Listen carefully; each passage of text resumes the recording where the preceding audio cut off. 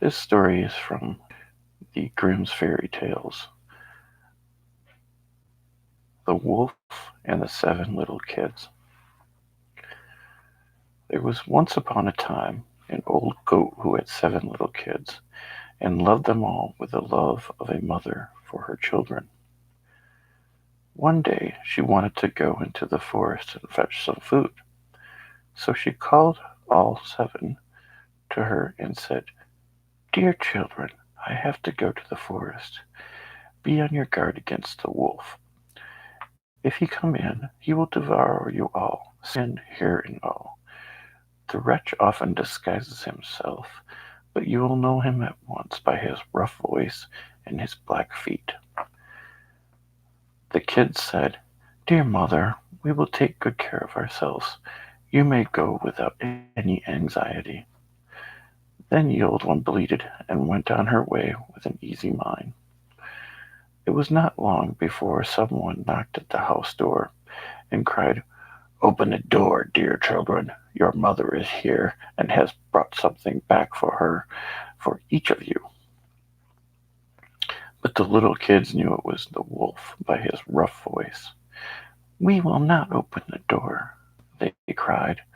"You are not our mother. She has a soft, pleasant voice, but your voice is rough. You are the wolf." Then the wolf went away to a shopkeeper and bought a great lump of chalk, ate this, and made his voice soft with it.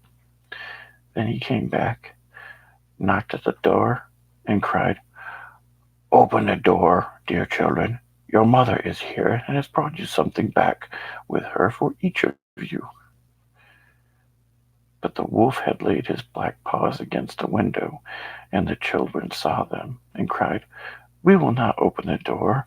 Our mother has not black feet like you. You are the wolf." Then the wolf ran to the baker and said, "I have hurt my feet. Rub some dough over them for me." And when the baker had rubbed his feet over, he ran to the miller and said, "Strew some white meal over my feet for me." The miller thought to himself, "The wolf wants to deceive someone," and refused. But the wolf said, "If you will not do it, I will devour you." Then the miller was afraid and made his paws wait for him. Yes, so are men. Now the wretch went for the third time to the house door, knocked at it, and said, "Open the door for me, children. Your dear little mother has come home and has brought every one of you something from the forest with her." The little kids cried, "First show us your paws, that we may know if you are our little dear mother."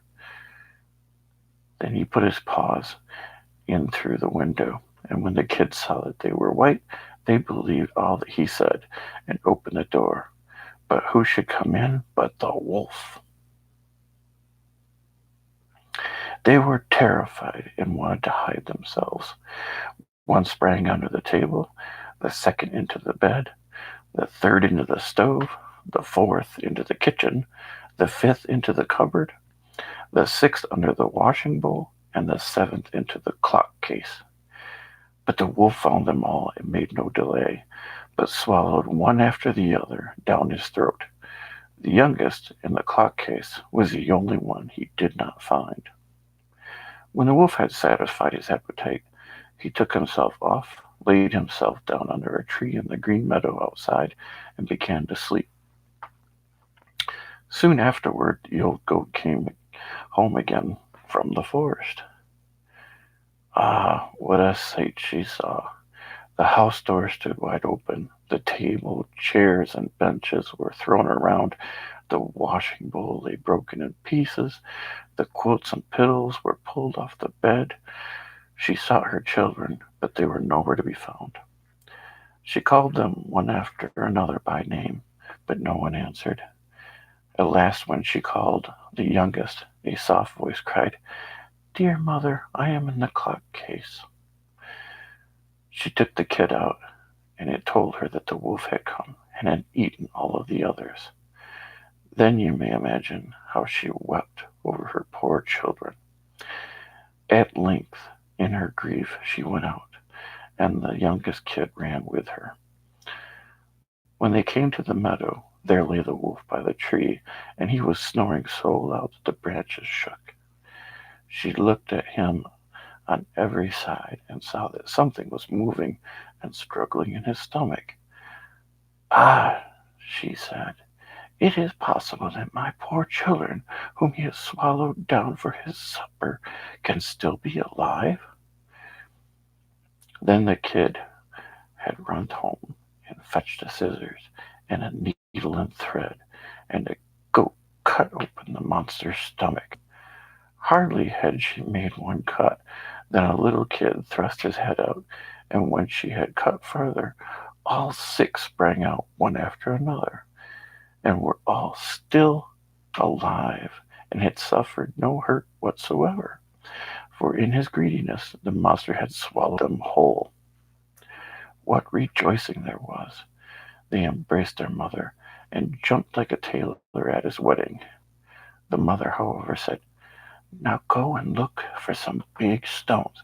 We will fill the wicked beast's stomach with them while he is asleep." Then the seven kids dragged the stones hither with all speed, and put as many of them into his stomach as they could get in. And the mother sewed him up again in the greatest haste, so that he was not aware of anything, and never once stirred. When the wolf had had his sleep out, he got on his legs, and as the stones in his stomach made him very thirsty, he wanted to go to the well to drink. But when he began to walk and to move about, the stones in his stomach knocked against one another and rattled. Then cried he, "What rumbles and tumbles against my poor bones? I thought 'twas six kids, but it's only big stones." And when he got to the well, and stooped over the water, and was just about to drink, the heavy stones made him fall in. There was no help for it, but he had to drown miserably. When the seven kids saw that, they came running to the spot and cried aloud, "The wolf is dead! The wolf is dead! The wolf is dead!" and danced for joy around about the well with their mother.